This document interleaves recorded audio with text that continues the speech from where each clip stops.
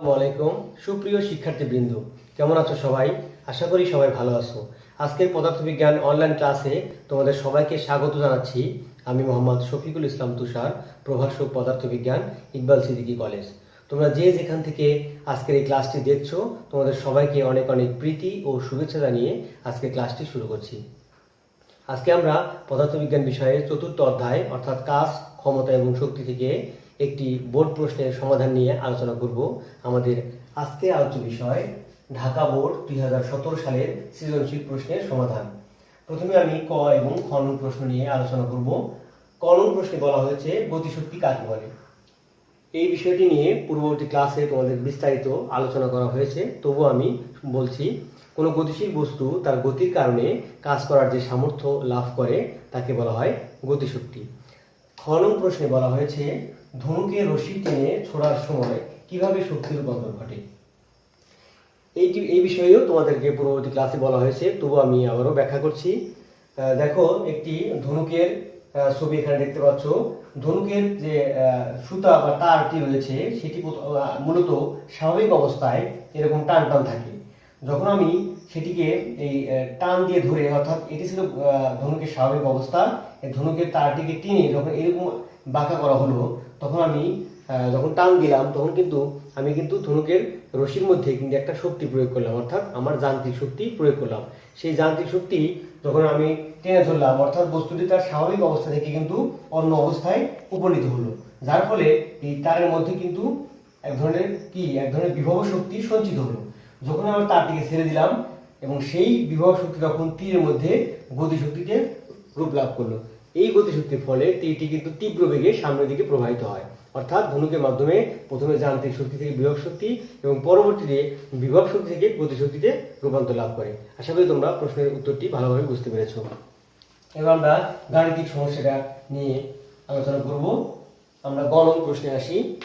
গ নং প্রশ্নে বলা হয়েছে বস্তুটি কত বেগে ভূমিতে আঘাত করবে। এটি সমাধান করার আগে আমরা উদ্দীপকটি একবার দেখে নিব।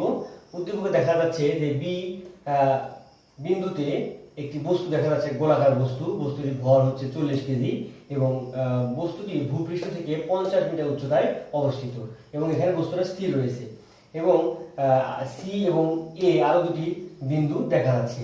এখন বলা হয়েছে বস্তুটি কত বেগে ভূমিতে আঘাত করবে, অর্থাৎ বস্তুটি কিন্তু এখানে স্থির ছিল, সুতরাং আদিবেগ 0।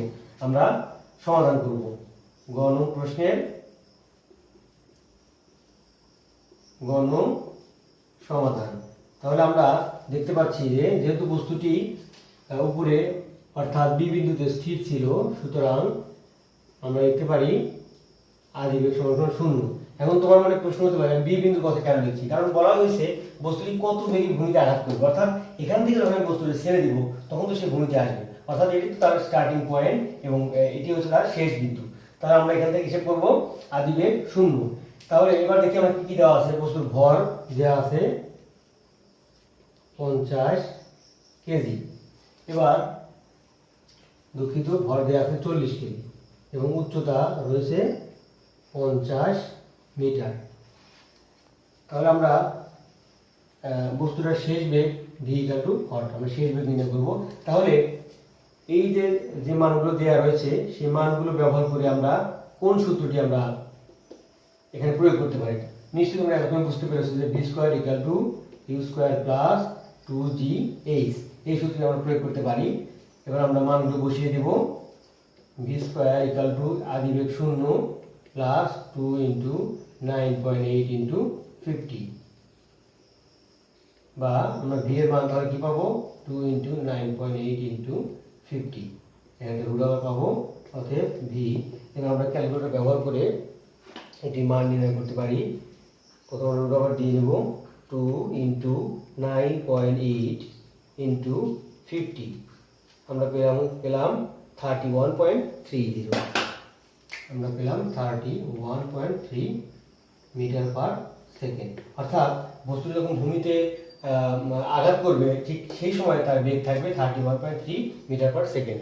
আশা করি তোমরা এই গাণিতিক সমস্যাটির সমাধান ভালোভাবে বুঝতে পেরেছো। এবার আমরা ঘ নং প্রশ্নের দিকে যাব।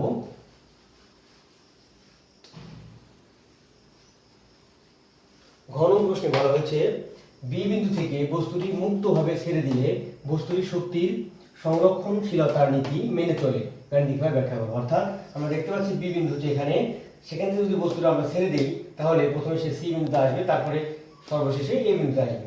তাহলে এই তিনটি বিন্দুতে আমাদের দেখাতে হবে যে মোট শক্তির পরিমাণ সমান, তবেই তো আমরা শক্তির সংরক্ষণশীলতার নীতি আমরা প্রমাণ করতে পারবো। কারণ আমরা এর পূর্ববর্তী ক্লাসে আলোচনা করেছি যে মহাবিশ্বে শক্তি সৃষ্টি বা ধ্বংস করা যায় না, শক্তি শুধুমাত্র এক রূপ থেকে অন্য রূপে রূপান্তরিত হয়। অর্থাৎ শক্তি এ বিন্দুতে যা থাকবে সি বিন্দু এবং বি বিন্দুতে শক্তি একই থাকবে। সুতরাং আমরা প্রথমে হিসাব করি বি বিন্দুতে। আমরা এবার ঘন প্রশ্নটির সমাধান করব। প্রথমে আমরা লিখব বি বিন্দুর ক্ষেত্রে। তাহলে বি বিন্দুর ক্ষেত্রে আমরা কিভাবে পাচ্ছি, এখানে আমরা দেখতে পাচ্ছি যে এখানে মোট শক্তি হবে বিভব শক্তি এবং গতি শক্তির সমষ্টি। তাহলে আমি প্রথমে বি বিন্দু আমি বের করে নিব বিভব শক্তি। তাহলে বি বিন্দুর ক্ষেত্রে EP equal to M G H. তাহলে আমরা দেখতে পাচ্ছি যে এম ভর হচ্ছে 40 কেজি, জি হচ্ছে 9.8 ইন্টু এইচ। এবার আমরা এইচ এর মানটা কত বসাবো, কারণ আমরা বলেছি বস্তু বি বিন্দুতে আছে, তাহলে আমরা এইচ এর মান আমরা এখানে কত বসাবো। আমরা সবসময় আমাদেরকে মনে রাখতে হবে এই ধরনের প্রশ্নের বা এই ধরনের সমস্যার সমাধান করতে তোমাকে দুইটা বিষয় খুবই সতর্কতার সাথে মনে রাখতে হবে এবং খেয়াল করতে হবে যে আমরা যখন বিভব শক্তি বের করব তখন অবশ্যই উচ্চতা হবে ভূমি থেকে হিসাব করতে হবে, আর যখন গতিশক্তি বের করব তখন উচ্চতা হিসাব করতে হবে স্টার্টিং পয়েন্ট থেকে, অর্থাৎ যাত্রা শুরুর বিন্দু থেকে। তাহলে আমরা এখানে বের করছি কিন্তু বিভব শক্তি, সুতরাং এই উচ্চতা অবশ্যই ভূমি থেকে উচ্চতা হবে। তাহলে কারণ আমরা বিভব শক্তির সংজ্ঞার মধ্যে বলেছি যে ভূমি থেকে বা কোনো বস্তুর স্বাভাবিক অবস্থান থেকে তার পরিবর্তন করে অর্থাৎ অন্য অবস্থানে নিয়ে গেলে তার মধ্যে কাজ করার যে সামর্থ্য লাভ অর্জিত হয় তাই হচ্ছে বিভব শক্তি। সুতরাং আমাদের এখানে উচ্চতা হবে ভূমি থেকে অর্থাৎ 50 মিটার 50। এবার আমরা ক্যালকুলেটর ব্যবহার করে আমরা হিসাবটা করে নেব। 40 ইন্টু 9.8 ইন্টু 50 আমরা পেলাম 19600 19600 জুল। এটি আমরা পেলাম হচ্ছে বি বিন্দুতে কি পেলাম বিভব শক্তি। এবার আমরা একইভাবে বি বিন্দুতে আমরা গতি শক্তি বের করে নেব। তাহলে গতি শক্তি আমরা জানি ই কে সমান হাফ এম ভি স্কয়ার। যেহেতু আমরা দেখতে পাচ্ছি যে বি বিন্দুতে বস্তুটা স্থির রয়েছে, অর্থাৎ এখানে কিন্তু তার কোনো কি নেই, তার কোনো বেগ নেই, সুতরাং এখানে কিন্তু বেগের মান 0। সুতরাং আমরা মানটা যদি বসাই তাহলে কি পাবো, এখানে 0 পাবো, অর্থাৎ আমরা এখানে গতি শক্তি পেলাম 0। তাহলে আমরা বি বিন্দুতে মোট শক্তি পাবো, আমরা ই বি ধরে নিলাম যেহেতু বি বিন্দু, সুতরাং ইপি প্লাস ই কে। ইপি পেয়েছিলাম 19600 প্লাস 0, তাহলে আমরা কি পেলাম 19600 এত জুল। আমরা কি পেলাম বি বিন্দুর মোট শক্তি।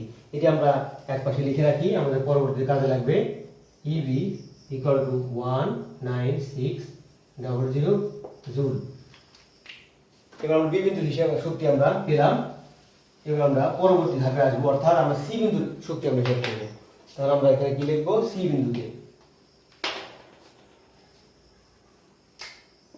বিন্দুতে একইভাবে আমরা সি বিন্দু প্রথমে আমরা বিভব শক্তি বের করবো এম জি এইচ।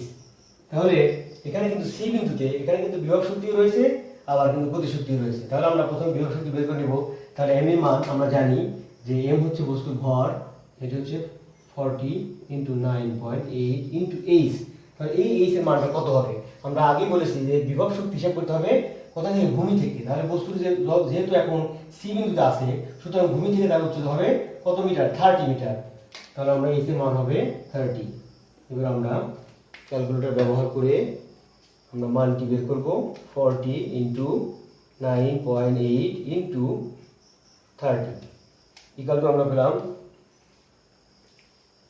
11760 এত জুল। এবার আমরা আসি যে সি বিন্দুতে আমরা বের করবো গতি শক্তি E K equal to half M V square. তাহলে আমরা দেখতে পাচ্ছি half into M into V square equal to U square plus 2gh। এবার আমরা মান বসাবো হাফ ইন্টু এম এর মান 40 ইন্টু আদি বেগ 0 প্লাস 2 ইন্টু 9.8 ইন্টু এইচ। এবার আমরা আসবো যে যেহেতু সি বিন্দুর ক্ষেত্রে আমরা হিসাব করছি, সুতরাং সি বিন্দু বের করছি গতি শক্তি। তাহলে এখান থেকে আমাদের উচ্চতা হবে স্টার্টিং পয়েন্ট থেকে, অর্থাৎ এইটুকু উচ্চতা হবে আমাদের। তাহলে এইটুকু উচ্চতার মান আমরা অর্থাৎ বিসি, তাহলে আমরা বিসির মান কিভাবে বের করবো? আমরা এখানে দেখতে পাচ্ছি যে বিসি ইকুয়াল টু যেহেতু টোটাল উচ্চতা যেহেতু 50 মিটার অর্থাৎ 50 minus 30 metre, that means 20 metre. আমরা বিসি হাইট পেয়ে গেছি 20 মিটার। তাহলে এটি কাটাকাটি করলে আমাদের কত 20 পাবো, অর্থাৎ 20 গুণন এটি তো 0 হয়ে যাচ্ছে, তাহলে 2 ইন্টু 9.8 ইন্টু 20। তাহলে আমরা এবার হিসাবটা করে দেখব কত হয়। 20 into 2 into 9.8 into 220 equal to 7840। আমরা পেয়েছি 7840 জুল। এবার আমরা কি করব? আমরা মোট শক্তি হিসাব করব। অর্থাৎ মোট শক্তি আমরা যেহেতু সি বিন্দু বলেছি, আমরা ইসি লিখতে পারি equal to EP plus EK. EP আমরা পেয়েছিলাম 11760 প্লাস 7840। এবার আমরা দুটো যোগ করে লিখব, আমাদের মানটি আসলে কত হয়। 7840 প্লাস 11760 ইকুয়াল টু আমরা পেলাম 19600। আমরা পেয়েছি 19600 জুল। তাহলে আমরা দুইটি মান পেলাম। কি পেলাম? আমরা বি বিন্দু ক্ষেত্রে পেয়েছি এবং সি বিন্দু আমরা মানটা পেয়েছি। তাহলে আমরা এবার এটা লিখে রাখবো সাইডে। তাহলে আমরা কি পেয়েছি? ইবি যেমন পেয়েছি একই মান পেয়েছি ইসি ইকুয়াল 19600 জুল। আমরা সি বিন্দু ক্ষেত্রে মান পেলাম। এবার আমরা আসবো এই বিন্দুতে, অর্থাৎ ভূমিতে পতিত হওয়ার পূর্ব মুহূর্তে। তাহলে এখানে আমরা এই বিন্দু লিখলাম। এই বিন্দুতে প্রথমে আমরা এই বিন্দুতে কি হিসাব করব? আমরা বিভব শক্তি হিসাব করব। তাহলে ইপি সমান এমজিএস, আমরা জানি ইপি সমান 40 ইন্টু 9.8 ইন্টু এইচ। আমরা শুরুতেই বলেছিলাম বিভব শক্তি হিসাব করা হয় ভূমি থেকে। তাহলে বস্তুটা যখন এই বিন্দুতে আসে, তাহলে এই বিন্দু মানে তো ভূমি, তাহলে ভূমি থেকে ভূমির উচ্চতা, অর্থাৎ বস্তুটা ভূমিতেই আছে, এখানে কোনো উচ্চতা নেই, তার মানে উচ্চতা হচ্ছে 0। এই যে মান পেলাম 0, অর্থাৎ এই বিন্দুতে বিভব শক্তির মান কিন্তু 0। এবার আমরা আসি কোথায় আসবো? এই বিন্দুতে আমরা বের করবো গতিশক্তি, অর্থাৎ এবার ই কে সমান সমান half M V square, half into M into U square plus 2জি এইচ। এবার আমরা মানগুলো বসিয়ে দেবো। হাফ ইন্টু 40 ইন্টু আমরা আদি 0 পেয়েছিলাম 2 ইন্টু 9.8 ইন্টু, এবার আমরা এইচ এর মানটা আমরা বসাবো। যেহেতু আমরা আমরা গতিশক্তি বের করছি, সুতরাং তার উচ্চতার মান হবে স্টার্টিং পয়েন্ট থেকে। তাহলে আমাদের বস্তুটা এখন রয়েছে এই বিন্দুতে এবং সে যাত্রা শুরু করছে কোথায়? বি থেকে। যেহেতু বি থেকে আমরা বস্তুটা ছেড়ে দিয়েছিলাম, সুতরাং বি থেকে এ বিন্দু দূরত্ব, অর্থাৎ total distance, that means 50 metre. 50 metre. এবার আমরা দেখব কত হয় 20। তাহলে 20 ইন্টু 2 ইন্টু 9.8 ইন্টু 50। আমরা এবার ক্যালকুলেটর ব্যবহার করে মানটি বের করব।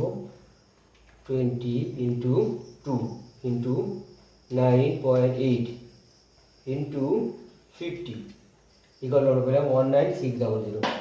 আমরা পেয়ে গেছি 19600 জুল। তাহলে আমরা এটা পেলাম হচ্ছে আমরা 1966। এবার আমরা মোট শক্তি বের করবো। অতএব E A equal to EP plus EK. EP আমরা কত পেয়েছি? আমরা 0 পেয়েছি, প্লাস ইকে আমরা পেয়েছি 19600, অর্থাৎ টোটাল এনার্জি 19600 জুল। তাহলে আমরা দেখতে পাচ্ছি যে তিনটা বিন্দুতে, অর্থাৎ এই বিন্দুতে আমরা মোট শক্তি পেলাম কত?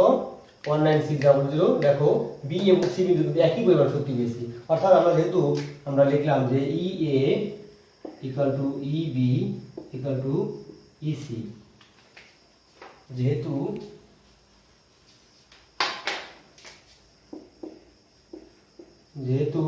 ই A equal to E B equal to EC, অর্থাৎ শক্তির সংরক্ষণশীলতা নীতি মেনে চলে। আশা করি তোমরা এই গাণিতিক সমস্যাটির সমাধান সঠিকভাবে বুঝতে পেরেছো। তাহলে আজকের মতো এখানেই বিদায় নিচ্ছি।